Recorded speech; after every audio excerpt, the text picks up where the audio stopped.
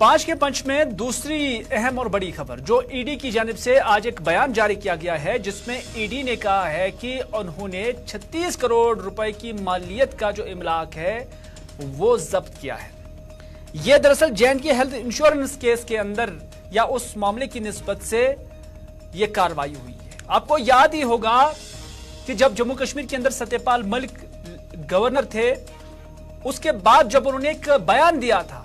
कि बीजेपी के कुछ लीडरान की जानिब से उन्हें यह सिफारिश की गई थी कि आप फलानी कंपनी को यह ठेका दें, और उसमें उन्होंने कुछ नाम लिए थे, तब के बाद यह मामला काफी जोर पकड़ता जा रहा है। और इस हवाले से जो आज ये ईडी ने जब्ती की है, ये Reliance general insurance private limited जो मैसर्स है, यानी एक बड़ी कंपनी है, और उसके साथ साथ ट्रिनिटी री insurance brokers private limited company, इसी मामले के अंदर, क्योंकि इन दोनों कंपनियों पर यह इल्जाम है कि जम्मू कश्मीर के जो मुलाजमीन हैं या पीसीओज या दीगर सरकारी इदारों के साथ जो वाबस्ता है, उनके इंश्योरेंस से मुतलिक जो मेडिक्लेम इंश्योरेंस पॉलिसी थी वो मज़कूरा कंपनियों को फ्रॉडुलेंटली फराहम किया गया है। यह केस है जिसको बुनियाद बनाकर पहले सीबीआई और एसीबी ने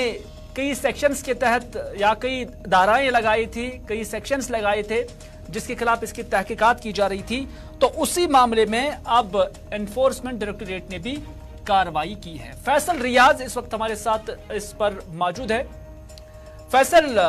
क्या यह वाकई वही मामला है जिसमें साबिक गवर्नर सत्यपाल मलिक ने भी लपकुशाई की थी, और उसके बाद इस मामले के हवाले से सत्यपाल मलिक को भी ईडी की जानिब से कार्रवाई की गई थी या उनसे पूछगछ की गई थी? ईडी का जो ये आज स्टेटमेंट जारी हुआ है, इसमें और क्या क्या कुछ लिखा गया है? देखिए, बिल्कुल फिलहाल जिस तरह से आपने पहले आगाज में शुरू किया था कि जो गवर्नर यहाँ पे थे सत्यपाल मलिक, तो उन्हीं की जब उनका दौर यहाँ पे था या जब वो यहाँ पे गवर्नर थे, तो उसी टाइम में मसला सामने आया था। तो ये बिल्कुल वही मसला है कि इसको पहले सीबीआई ने इन्वेस्टिगेशन की थी, उसके बाद एसीबी में भी एक केस चला गया था जो एफआईआर इसके हवाले से लगा था। तो अब ईडी ने इसका जिम्मा जो है हाथ में लिया है और इसमें इन्वेस्टिगेशन कर रहे हैं। तो फिलहाल आज की जो कार्रवाई हुई, इसमें करीबन 36 करोड़ रुपए की जो हम कह सकते एसेट्स है उनको अटैच किया गया है, और इसमें 34 करोड़ रुपए एफडीआर जो है की शक्ल में इसको अटैच किया गया है। उसके साथ साथ 4 करोड़ रुपए की जो जमीन है जो एक कंपनी के नाम पे था, उसको भी आज अटैच किया गया है। तो जब जो स्टेटमेंट सामने आया है उसमें क्लियरली कहा गया है कि स्टेटमेंट में ये लिखा गया है कि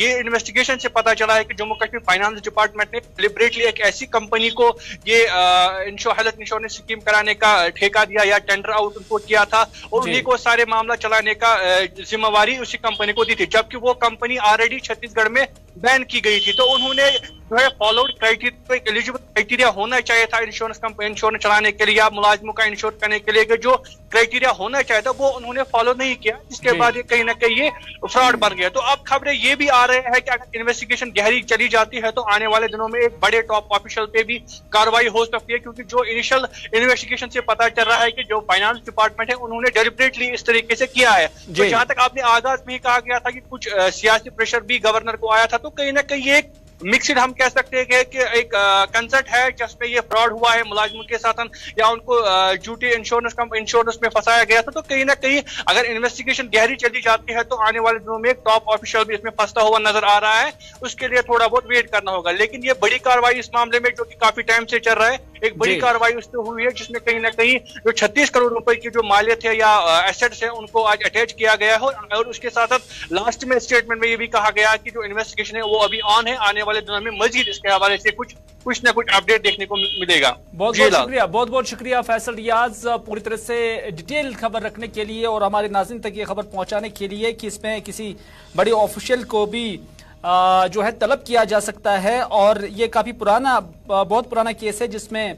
फ्रॉडलेंट तरीके से या जो इसके लिए क्राइटेरिया है उसको फॉलो न करने का इल्जाम लगा है, और यही वजह है कि इसे अब ईडी ने भी अपने हाथ में लिया हुआ है।